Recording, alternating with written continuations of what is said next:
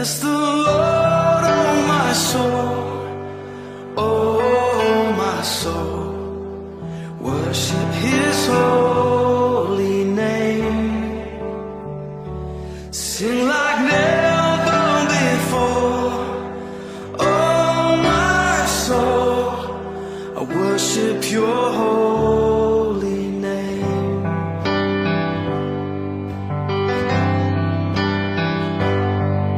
The sun comes up, it's a new day dawning.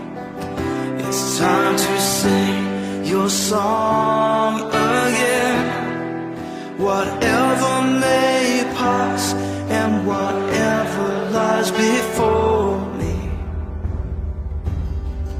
let me be singing when the evening comes.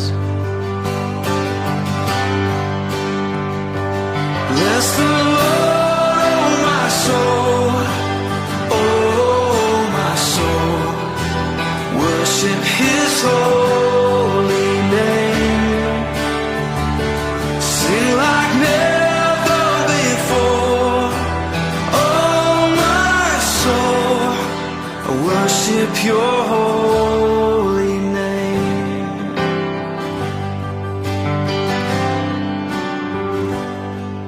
You're rich in love and You're slow to anger. Your name is great and Your heart is kind. For all Your goodness I will keep on singing. 10,000 reasons for my heart to find. So bless the Lord, oh my soul, oh my soul. Worship His holy name. Sing like never before, oh my soul. I worship Your holy name. Bless You, Lord.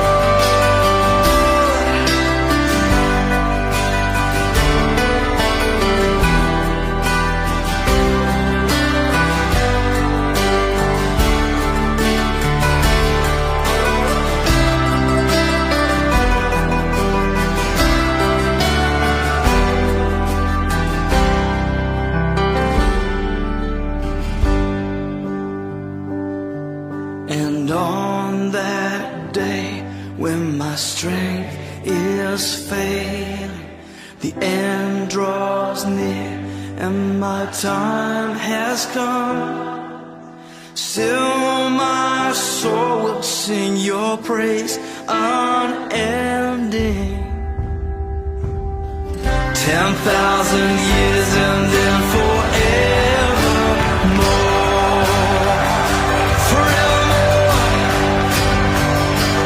Bless the Lord, oh my soul, oh my soul.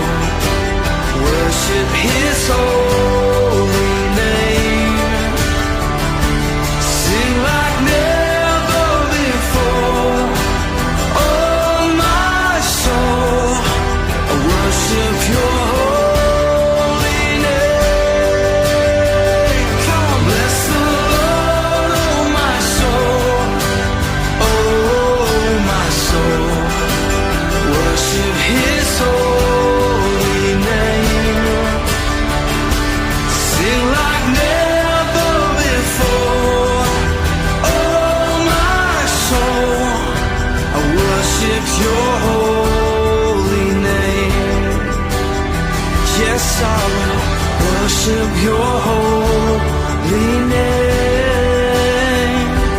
Lord, I worship Your holy name.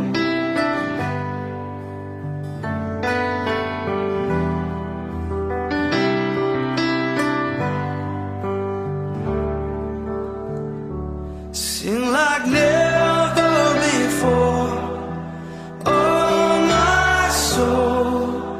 I worship Your holy name, Jesus. worship your holy name. Worship your holy name.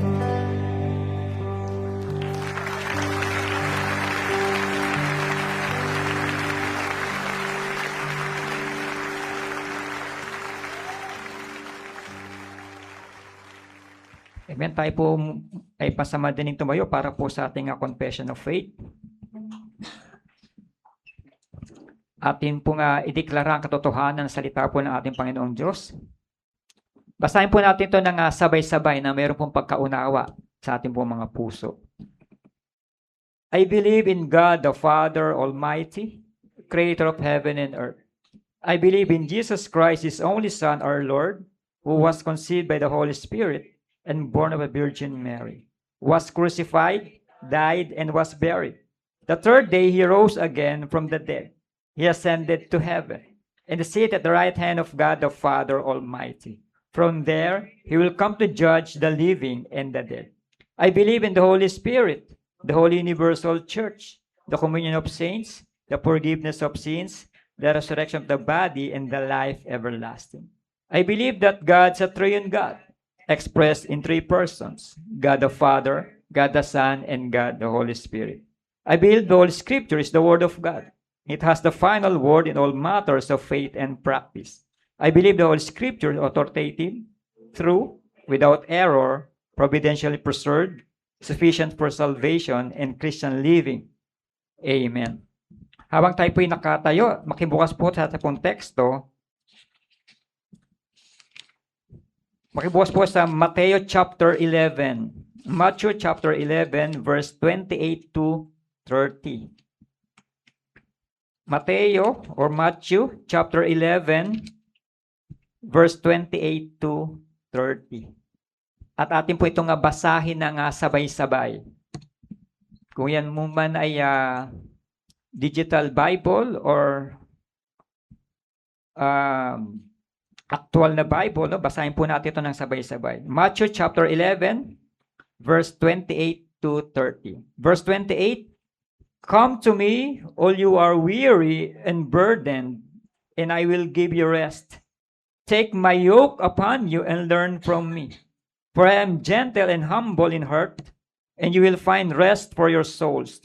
30, "For my yoke is easy and my burden is light." Tayo po yung manalangin. Salamat, Panginoon, sa pagkakabasa ng iyong banal na salita at patuloy itong pagpalain, Panginoon, sa buhay ng bawat isa. At sa iyo ko pinagkakatiwala ang gawain na ito, ang mensahe mo sa mga oras ito, sa iyo ko patuloy na dinudulog na pagpalain mo ang mensahe ito sa buhay ng iyong mga anak. Ito ang aking panalangin ng may pasalamat at pagsamba. In Jesus' name, Amen. Amen. Makaupo po ang bawat isa.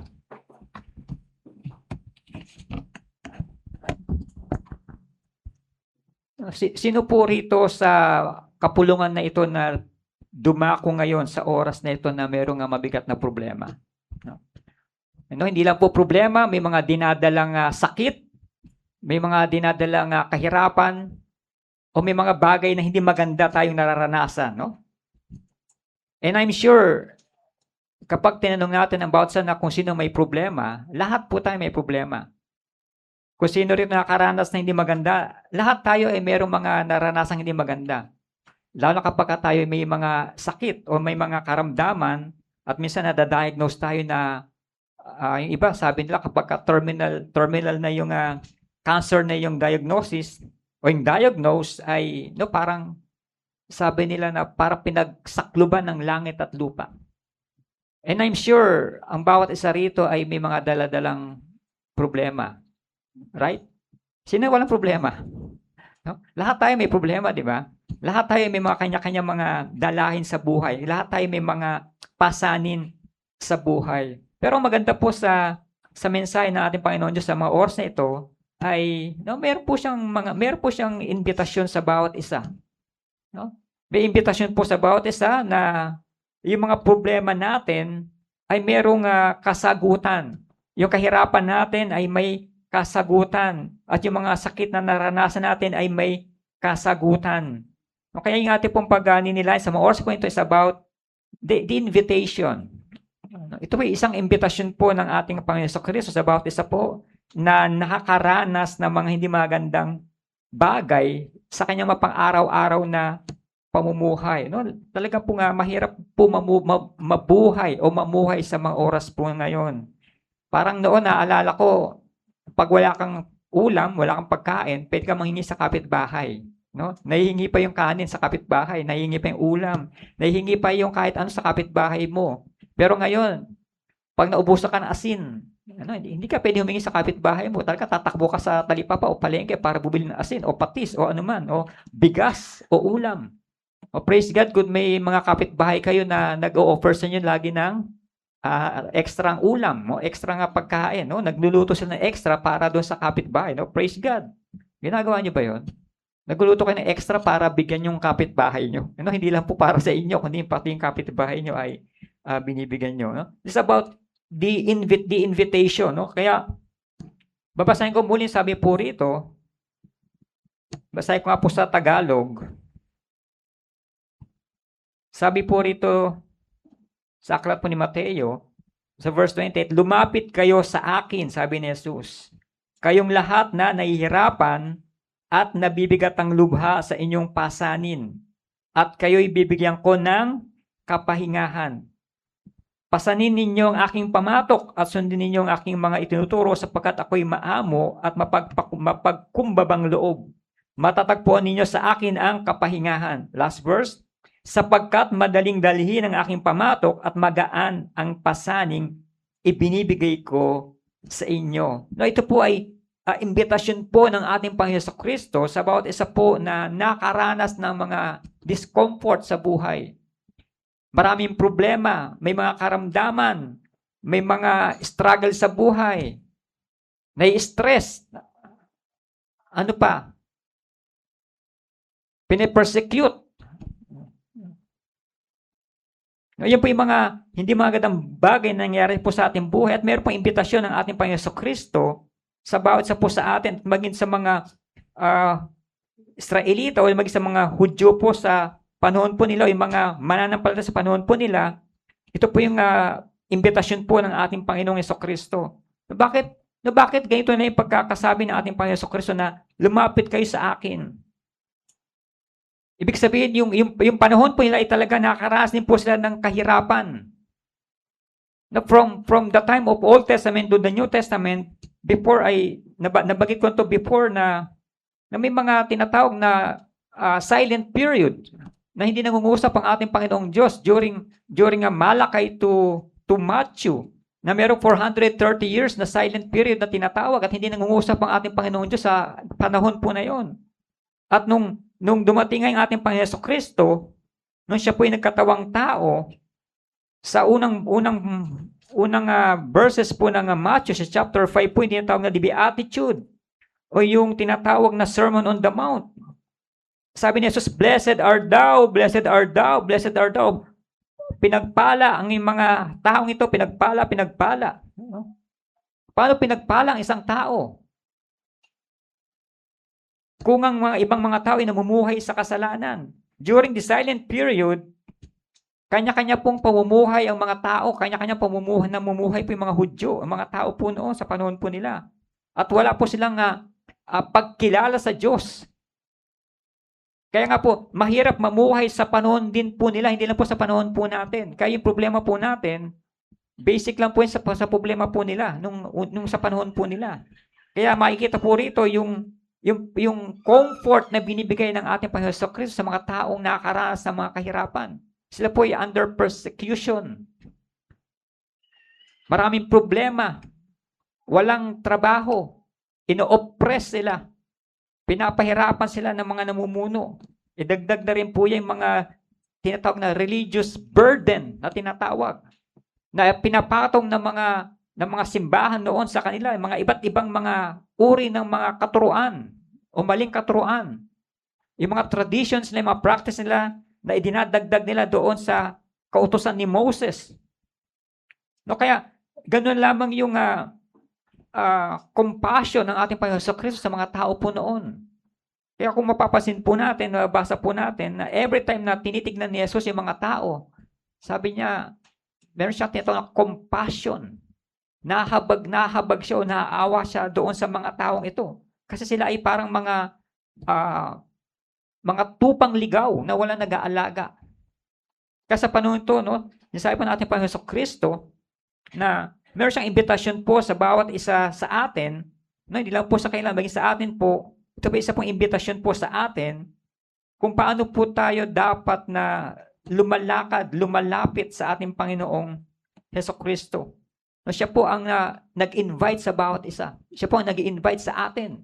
And I'm sure kapag tayo inimbitahan, lalo pagka may mga birthdays, ano pa ba? Wedding anniversaries? Invited ba kami, sis? No? Di ba?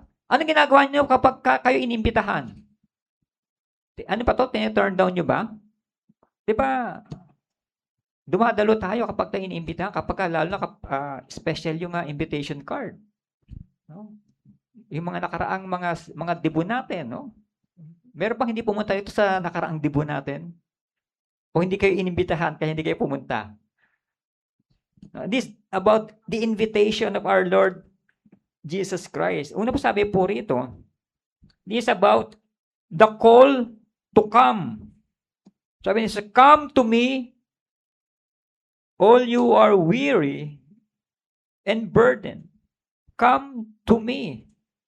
This the call to come. Sino pa ito sinasabihan ng ating Panginoon Kristo na lumapit kayo sa akin? Sabi ng ating Panginoon Kristo. Una isipin mga audience niya rito. Kayo niya ba ito inilalatag? Kayo niya ba ito ipinapangaral? This the audience addressed to all who are weary and heavy laden.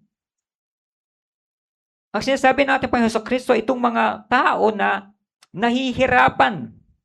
No, sa Tagalog ay nahihirapan at nabibigatang lubha sa kanilang mga pasanin. Sila yung sinasabihan ng ating Panginoon Kristo na lumapit kayo sa akin. Kayo mga nabibigatang lubha, kayo mga nahihirapan sa buhay. No, hindi lamang ito yung mga mananampalataya, kundi ibang mga tao na nakaranas ng mga hindi magandang bagay sa kanilang buhay. This includes people burdened by the heavy legalistic rules of the religious leaders and the general weight of life. Mahirap po ang buhay nila, mahirap yung buhay din po natin ngayon. Kaya sinasabi natin, Panginoon Kristo, lumapit kayo sa akin. Sino to? Tayo. Kayong mga nahihirapan. Sino rito hindi nahihirapan sa buhay? Sino rito ang walang bayarin sa mga bills? Sino rito yung nawalan ng trabaho? Sino rito yung namatayan ng mahal sa buhay? Sino ito yung may mga sakit hanggang ngayon, hindi pa rin gumagaling. Yung mga sinasabi rito na lubhang nahihirapan at nabibigat ang mga tao. Nahihirapan at nabibigat ang lubha sa inyong pasanin. Pasan-pasan natin yan araw-araw. Pagka umaga, ang problema natin, bukas pala, problema natin. Yung baon, yung pagkain ng mga bata, yung pangbayad sa service, yun ang primarily natin, problema po natin kapag may pasukan. Pero sabi nga rito ng ating Panginoon Kristo, lumapit kayo sa akin. Tayong lahat na nahihirapan. Ibig sabihin, kung hindi ka nahihirapan, hindi ka lapit sa ating Panginoon Kristo. Right? Kung hindi ka nahihirapan, kung hindi ka nagkakaproblema, hindi ka lapit sa Diyos. Kasi wala kang problema eh. Every time lang ba na may problema ka, tayo lalapit sa ating Panginoon Diyos? Ang ibig sabihin natin Panginoon Heso Kristo rito, na hindi lamang tuwing ikaw ay may problema, kundi yung mga problema na hindi mo kaya. Yung mga pasanin na hindi mo kaya. Sa totoo lamang po, hindi po talaga natin kaya lahat ng pasanin. Yung akala natin na napagtatagumpayan natin sa ating sarili, akala natin tayo lamang ang pumapasan noon, nagkakamali po tayo. Hindi lamang po tayo ang pumapasan o nagsosolve po ng problema po na yan. Ito yung audience po na nilalatagan po ng ating Panginoon Kristo na itong lahat na taong nabibigatan, nahihirapan sa kanyang mga pasanin sa buhay. At kasama po tayo dyan. Kaya nga po kung sino yung taong walang pasanin sa buhay, no, I'm sure hindi tayo lapit sa ating Panginoong Diyos. Mas malapit tayo sa Diyos kung tayo ay maraming problema. Tama ba? Mas lalo tayo nagiging mapananalanginin. Nagiging prayerful tayo kapag tayo ay maraming problema. Kapag nandiyan na yung magpuputol ng ilaw, magpuputol ng tubig. Mas lalo tayong nananalangin sa Diyos, di ba? Lalo kapag tayo may mga sakit na. Wala na, nasa said na yung pera natin, wala na tayong savings. No? Mas lalo tayong malapit sa ating Panginoong Diyos. Ito yung sabi natin Panginoon Jesucristo na lumapit kayo sa akin. Hindi lamang tuwing kayo ay may problema, kundi dahil hindi nyo kayang dalhin ang mga problemang ito. Kaya lumapit kayo sa akin. No? Kayong mga nahihirapan at nabibigat ang lubha sa inyong pasanin. And this is the action. No? The command is simply to come to me, sabi rito ng ating Panginoon Jesucristo. It requires recognizing one's own exhaustion and turning to Jesus personally, rather than just to a system of rules. Wala tayong kailangan gawin kundi lumapit sa ating Panginoong Jesucristo. Andiyan na yung offer. In-offer na tayo, lumapit kayo sa akin. Noong nag-offer ng ating Panginoong Jesucristo na hirap ka na nga sa buhay, nahihirapan ka sa iyong mga pasanin, ayaw mo pang lumapit sa ating Panginoong Jesucristo. Anong gusto mo? Magmakaawa ang ating Panginoong Diyos para lang tayo lumapit sa Kanya? No, kasi sabi, lumapit kayo sa akin. No, ang ating action natin nga dapat gawin ay lumapit tayo, magmakaawa tayo sa ating Panginoong Jesucristo dahil hindi natin kaya mga bagay na ito. No man is an island. Hindi natin kayang mag-isa ang lahat ng mga gawain na ito. No, minsan nagpo-post tayo sa social media, no, na parang pinapalabas natin ang galing-galing natin. Kaya natin ng lahat. Na napagtatagumpay natin ng lahat. Pero hindi lang po tayo yan. Hindi lang po tayo. Hindi lamang po sa ating kakayahan natin yan na pagtatagumpayan. Meron po tayong kasama po dyan. Meron po sumasama sa atin po dyan. Walang iba yung ating Panginoong Jesucristo. No? Kumbaga tayo lang yung naka-front na sa tingin ng tao na napagtagumpayan natin, nakaya natin, na-accomplish natin ang mga bagay na yan. Pero, sabi rin ni Jesus, lumapit kayo sa akin. Kayong lahat na nahihirapan at nabibigat ang lubha sa inyong pasahan at kayo'y bibigyan ko ng kapahingahan. Meron tayong katulong. Meron tayong kasama na lumalaban. Meron tayong kasama na pumapasan ng mga problema po niyan. Ito yung hindi natin nakikita o hindi nakita ng ibang tao na tumutulong sa atin. Ang ating Panginoong Diyos. No, kaya wag po natin kukunin yung glory. Wag natin kukunin yung merit. Now, supposed to be, dapat ang maparangalan ng ating Panginoong Jesucristo. No, hindi lamang po tayo. Tayo nakikita, tayong gumagawa. Pero at the back, no, merong gumagawa na tumutulong po sa atin. No? And the assurance, sabi rito, the assurance, Jesus offers an absolute unconditional guarantee. I will give you rest. No? At kayo'y bibigyan ko ng kapahingahan. Ang sabi ni Jesucristo, kung lumapit kayo sa akin, ito mga ina-encourage ni Jesus na lumapit sa Kanya, ito mga taong depressed, ito mga taong may anxiety, ito mga taong nahihirapan, ito mga taong nabibigatan, ito mga taong malubha ang karamdaman, ito mga taong sobrang bigat ng pasanin. Anong assurance niya? I will give you rest. At kayo bibigyan ko ng kapahingahan. Hindi sinabi ni Jesus na lumapit kayo sa akin at payayamanin ko kayo. Hindi po kayo na pagkakasabi niya. Hindi niya sinabi na lumapit kayo sa akin at pagagaling ko yung sakit ninyo. Hindi po. At sabi niya, at kayo bibigyan ko ng kapahingahan. And I will give you rest.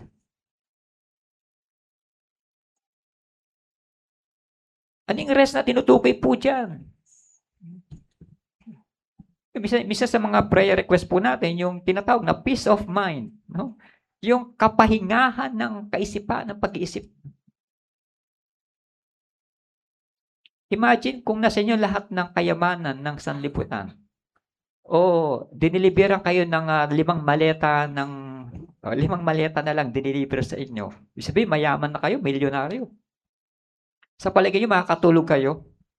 Meron kayong rest. Meron kayong peace of mind. Before siguro meron. Pero ngayon, nung pumutok na yung issue, pumutok na yung kaso, di ba? Kaladkad na yung pangalan mo, kaladkad na yung apelyido mo, kaladkad na yung pamilya mo, kaladkad na yung buong pagkatao mo. And I'm sure wala kang rest, wala kang kapahingahan, wala kang peace of mind.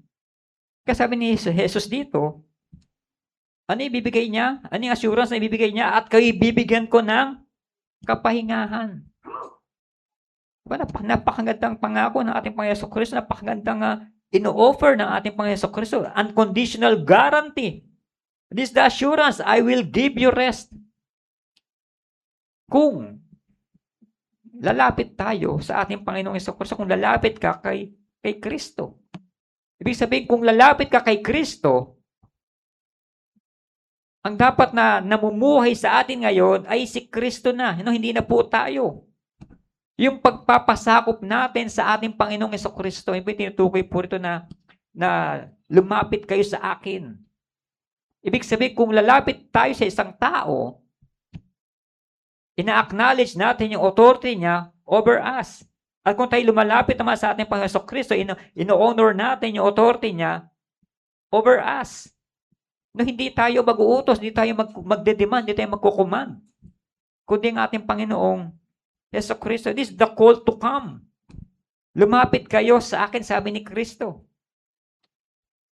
Tayong mga nahihirapan, tayong mga nabibigat ang lubha sa ating mga pasanin, at ang guarantee at ang assurance na ibibigay sa atin ay bibigyan niya tayo ng tunay na kapahingahan. Kaya kung gusto natin makaranas ng tunay na kapahingahan at maibsan ang kahirapan o pasanin sa ating buhay, kailangan natin lumapit sa ating Panginoong Jesucristo.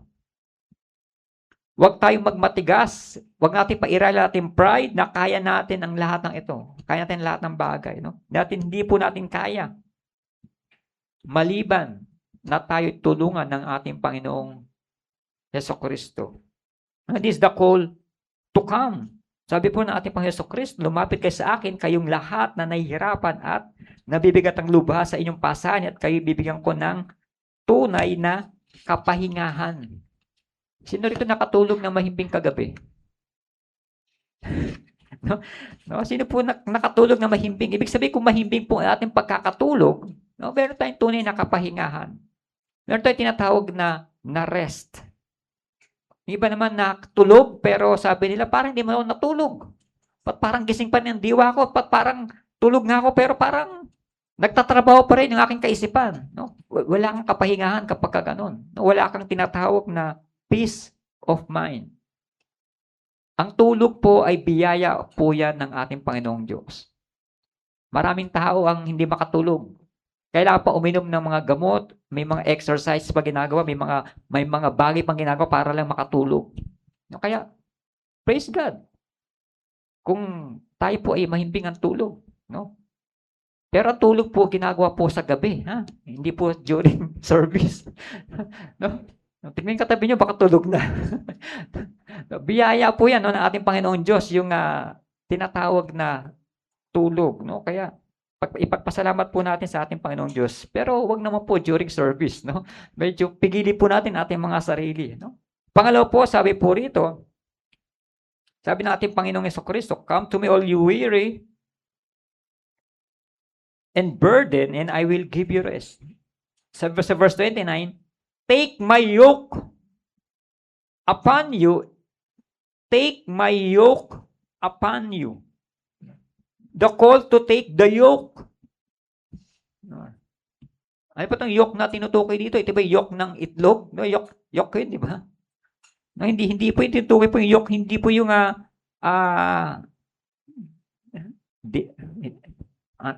sa Tagalog yun? Yoke ng itlog.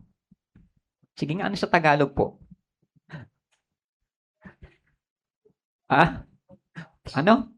Pula ng itlog? Pula ba yun? Di ba? Dilaw yun, no? Yung yellow, no? Yellow ng itlog, no? Kasi sa atin, tawag doon yung pula ng itlog, no? Pero hindi po pula hindi po siya pula, di ba? Dilaw, no? Hindi po yung egg yolk po din doon kay purito. Sabi po, the call to take the yoke. This is the symbol of the yoke. Ito po yung simbolo ng yoke, no? In the ancient world, a yoke was a wooden beam placed over the necks of two animals to work together. May dalawang hayop, usually mga ox or baka o kalabaw. No? Magkatabi po sila at kapag sila po ay nag-aararo or nagigiling ng mga butil, pag dalawa po sila, nilalagyan po sa tinatawag na yoke, yung kahoy po na nakaangkla sa kanilang dalawang hayop, para kapag sila ay naglakad, sila po ay sabay. Kapag sila ay nag-araro, sila po ay sabay. Hindi po pwedeng may mauna isa at mauna itong kabila, hindi pwedeng may maiwan, may mauna kasi pagka naglakad ang isa, kailangan maglakad ka rin kasi meron ka tinatawag na yoke, meron kayong you are bind together, hindi tinatawag with wooden beam placed over the necks of two animals. At hindi rin po pwedeng, ito rin tinatawag before na do not unequally yoke naman, di ba? Sabi ni Apostle Paul, do not be unequally yoke. Hindi mo pwedeng pagsamahin naman ang magkaibang hayop. Kailangan kung kalabaw, kung baka, hindi pwedeng baka at kabayo, no? Magkaiba po sila ng nature, magkaiba po sila ng mga pag-uugali, hindi po sa pwede kayo. Yun may unequally yoke naman po doon. Pero ito po yung sinasabi nga, the symbol of the yoke, ito yung nakapatong sa neck ng dalawang hayop, kung saan sila ay sabay na nag-aararo, sabay na gumigiik, sabay na nagtatrabaho. No? Kaya, ito po yung yoke na tinutukoy po ito ng ating Panginoong Yesu. Sabi niya, take my yoke upon you. Take my yoke upon you. This, tinatawag na working together. Yung tinatawag na partnership. Sabi ko kanina, hindi pwedeng magkaiba ng lahi ng hayop ang nagtatrabaho, kundi dapat same breed ang dapat na nagtatrabaho. This, sabi niya, take my yoke upon you.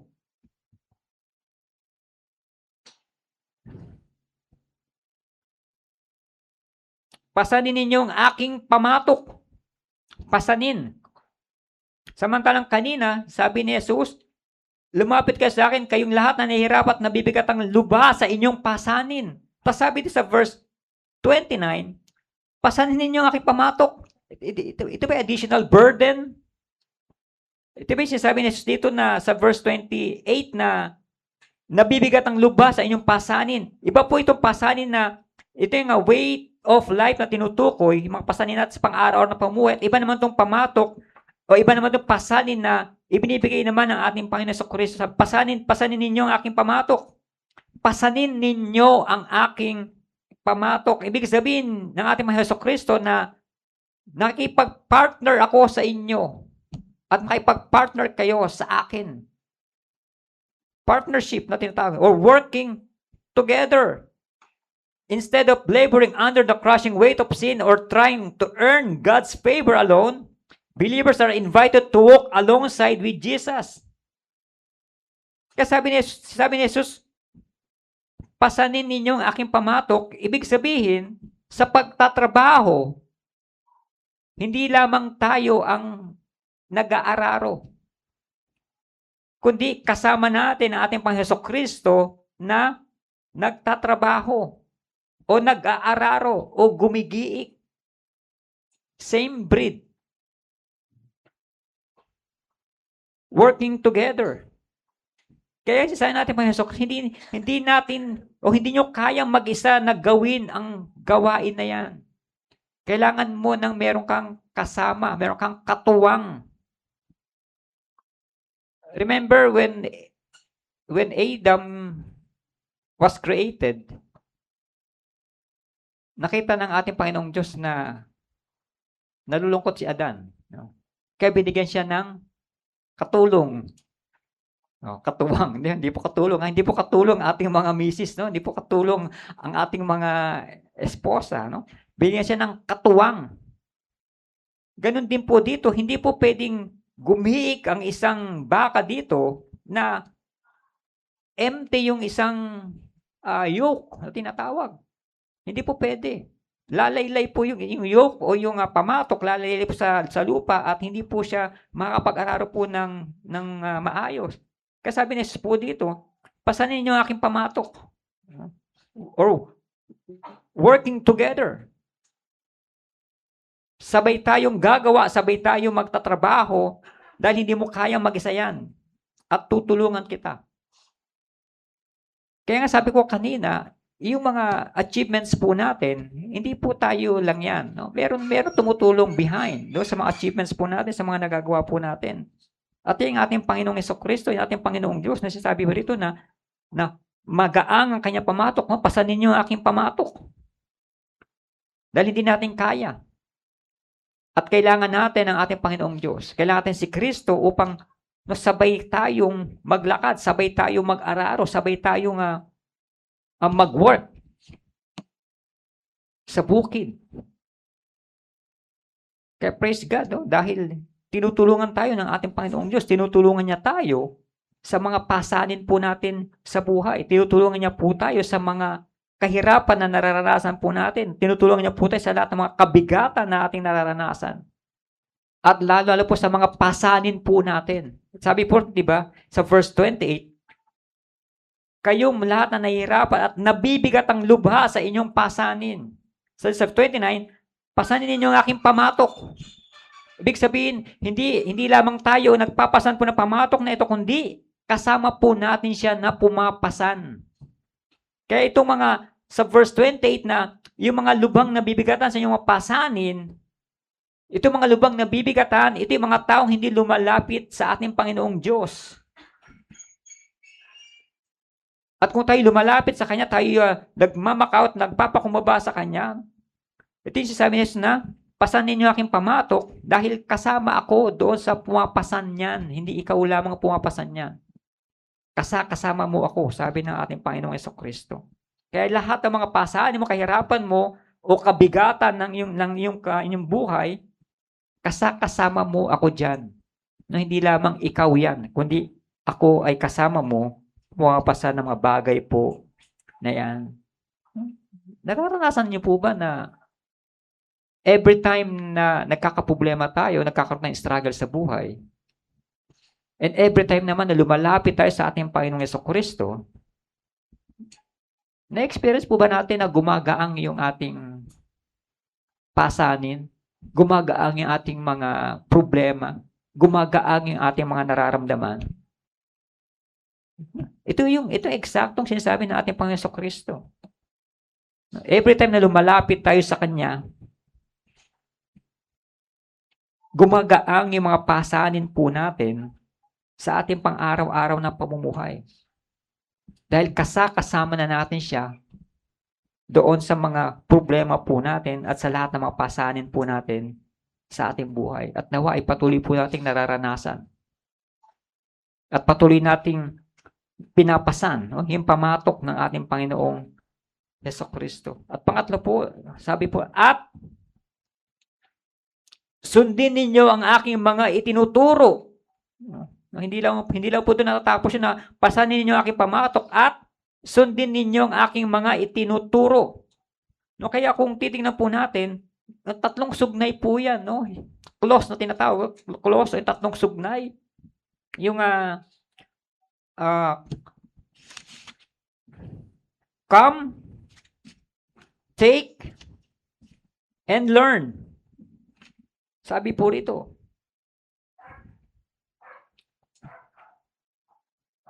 at sundin ninyo ang aking mga itinuturo sapagkat ako'y maamo at mapagkumbabang loob.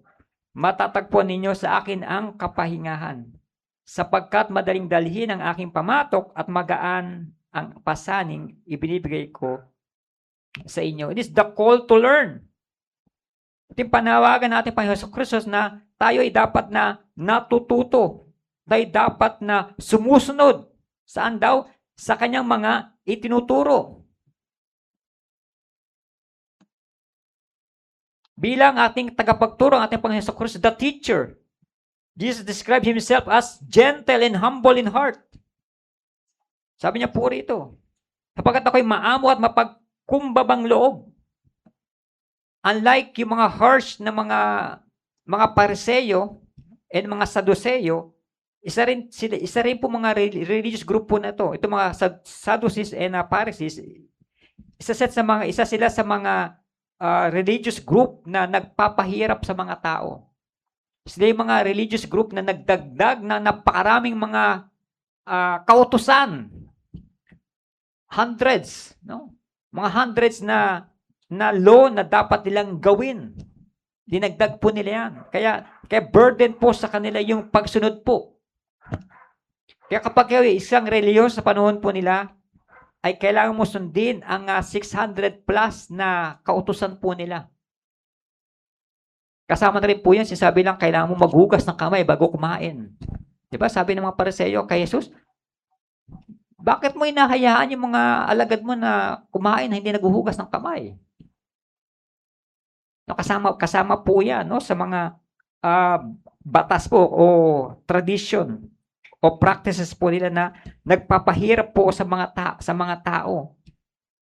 At ang ating Panginoon Hesukristo bilang tagapagturo or teacher or rabbi, Jesus describes himself as gentle and humble in heart. Kabaliktaran po ng ating Panginoon Hesukristo itong mga ginagawa po ng mga Saduseo and Pariseo.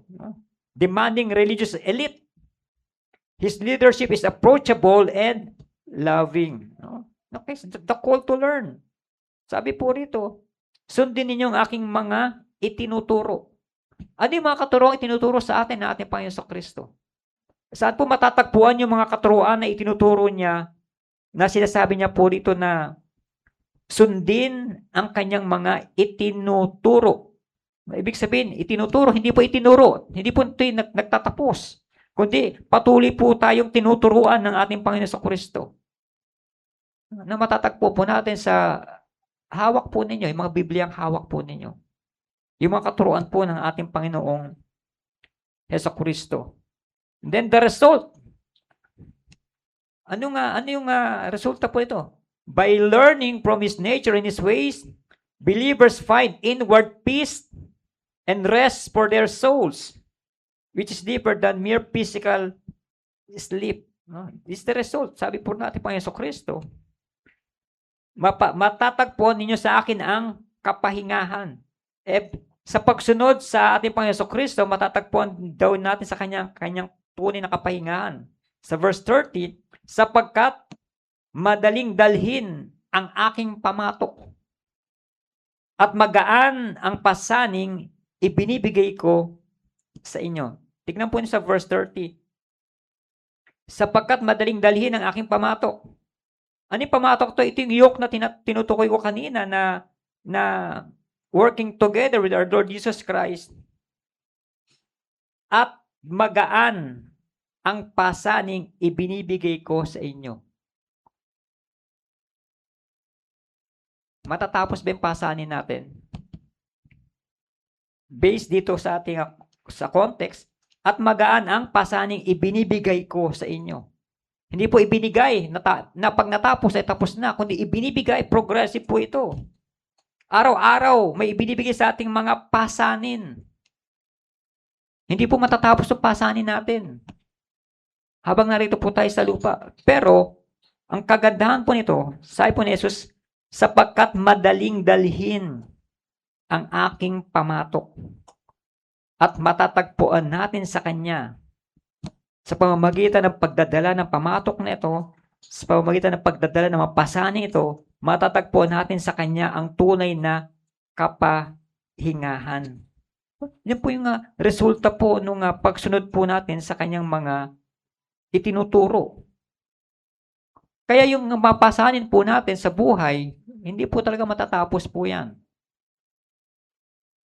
Sabihin nyo, sinong tao walang pasanin sa buhay? Hindi po ba napansin na mula nung ikaw ay sumampalataya kay Kristo, para mas lalong dumami ang pasanin mo? Lord, para mas lalong bumigat ang problema ko? Ba't mas lalong nagkagulo kami sa pamilya? Lord, ba't lalong mas... No? Di ba nakapansin yung ganun? Pero wag natin sisihin dahil tayo sumampalataya, no? Kasi nasabi rin dito natin Panginoon Hesukristo, pero magaan ang pasaning ibinibigay ko sa inyo. Bakit magaan ang pasaning ibinibigay sa atin? Kasi kasama natin siya. Hindi natin sarili lamang yung bumubuhat o pumapasan po ng mga bagay po na yan. Kasama po natin ang ating Panginoong Jesucristo. Kaya tapat po siya. Kahit noon pa lang sa kanyang siya yung nagkatawang tao, no? Emmanuel, no? Ano yung Emmanuel? Ibig sabihin nun, God is with us. Doon pa lang talagang tapat po siya talaga sa kanyang pangako. No? Yung mga pasan ibinibigay sa atin, ay siya rin mismo ang pumapasan po nito. At yan po ay ginawa niya na po. No? Nung pinasan niya yung lahat ng kasalanan ng sanlibutan. Nung pinasan niya yung krus, doon sa krus ng Kalbaryo, nung pinasan niya, o siya yung nagbata ng lahat ng ating mga kasalanan. No? Kaya, hindi na po natin kailangan na patunayan sa ating Panginoon Kristo dahil pinatunayan na po natin Panginoon Kristo na ever since ay kasama niya na tayo o kasama natin siya na pumapasan ng ating mga problema dahil pinasan niya na yung ating mga kasalanan. How much more yung problema pa natin? Pero sabi niya dito, madaling dalhin ang aking pamatok at magaan ang pasaning ibinibigay ko sa inyo. Kung kasama po natin siya. Kung tayo'y lumalapit sa Kanya. At kung tayo ay patuloy na sumusunod sa Kanyang mga katuruan. No? Kaya, this is the call to learn. Tayo po ba ay natututo sa mga katuruan ng ating Panginoon sa Kristo? Tayo po ba ay nag-aaral, nagbabasa ng salita ng ating Panginoong Diyos? Tayo po ba ay tunay nakikinig sa mensahe ng ating Panginoong Jesucristo? It's the call to learn. For my yoke is easy and my burden is light. No? Panaalala ko ito rin kanta ni Basil Valdez ba yun? No? Lift up your hands. No? For my yoke is easy and my burden is light. Tama. Come to me and I will give you rest. No? Kaya yung rest in peace na nandun sa sementeryo, hindi po tunay nakapahingahan po yun. Ang tunay na kapahingahan ay nagmumula sa ating Panginoong Jesucristo. Kung tayo ay may Kristo sa ating puso, tayo may tunay na kapahingahan. At sumasa atin ang kapahingahan na yan, at yan po binibigay po sa atin ng ating Panginoong Jesucristo. At sa ating po pagtatapos, no, ito po ay, the invitation is personal. Bawat isa po sa atin na iniimbitahan ng ating Panginoon Jesucristo na lumapit tayo sa Kanya every time na mas feeling natin na hindi natin kaya yung mga bagay-bagay. At hindi na po talaga natin kaya. Lumapit po tayo sa Kanya because the invitation is personal and Jesus invites us directly to Him. Hindi natin kailangan iba-iba pang mga pamamaraan kundi tayo po'y malayang makakadulog sa ating Panginoong Jesucristo. The promise is rest. He does not offer a quick fix or a to-do list, but rather rest for our souls. And the yoke is easy. He offers to share the load. Taking His yoke means partnering with Him and learning to walk through life at His gentler, more humble pace. And the invitation of Jesus, which is still valid today. And Jesus invites all those who are tired to go to Him, and He promises them rest. Kaya tayo lumapit sa ating Panginoon Jesucristo every time na tayo nahihirapan, nabibigatan, at pangako niya, ibibigyan niya tayo ng tunay na kapahingahan dahil ang kanyang pamatok ay magaang at ang mga pasanin na binibigay sa atin ay kayang-kaya nating dalhin dahil kasama po natin siya. This is the invitation of our Lord Jesus Christ at nawa ay patuloy tayong lumalapit sa Kanya. No? Hindi lamang pag tayo may problema, nahihirapan, kundi maging tayo ay kung maalwan natin buhay, lalo tayong magpasalamat, lalo tayong lumapit sa Kanya. Dahil siya ang nagbibigay ng lahat ng ito sa ating pang-araw-araw na paumuhay. No? Tayo pong lahat ay Manalangin, let us pray. We praise and we thank you, Lord, sa mga oras na ito. Sa imbitasyon mo sa bawat sa amin na kami lumapit sa iyo. Sa tuwing kami ay lubhang nahihirapan o nabibigatan sa aming mga pasanin. At alalahanin namin ang mga itinuturo mo na mga bagay na ito na nararanasan namin ay magaang. Every time na kami lumalapit sa iyo, dumudulog sa iyo dahil kami ay sinasamahan mo. Tinutulungan mo kami sa lahat ng mga pasanin ito. Kaya salamat, Panginoon, sa pangako mong ito na kami ay bibigyan mo ng tunay na kapahingahan na nagmumula sa iyo. Dahil kami ay yung mga anak. Kami lumalapit sa iyo. Kami ay naglilingkod sa iyo. Kami naniniwala at kami sumasampalataya sa iyo. Kaya salamat, Panginoon, sa mga pangakong ito na patuloy mong ibinibigay sa iyong mga anak. At kami nga, Panginoon, ay patuloy mong kalugdan sa lahat ng mga ginagawa namin sa aming pang-araw-araw na pumuhay. At ikaw nawa ang maitaas namin sa lahat ng aspeto ng aming pamumuhay. Muli, salamat, Panginoon, sa mensahe mo. Salamat sa oras na ito at salamat sa congregation na ito. At salamat sa oras na pinagkatiwala mo muli sa amin upang kami ay mag-aral at matuto sa iyong salita. Ito ang panalangin. The Lord bless you and keep you. The Lord make His face shine upon you and be gracious to you. The Lord turn His face toward you and give you peace. May the grace of our Lord Jesus Christ and the love of God and the fellowship of the Holy Spirit be with you all. Amen.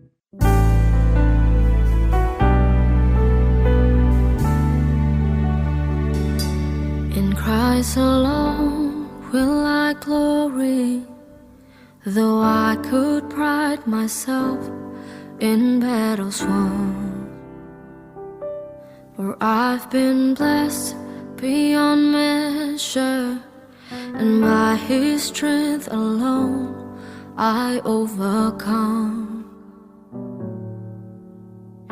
Oh, I could stop and count successes like diamonds in my hands, but those trophies could not equal to the grace by which I stand. In Christ alone I place my trust and find my glory in the power of the cross. In every victory, let it be said of me, my source of strength, my source of hope is Christ alone.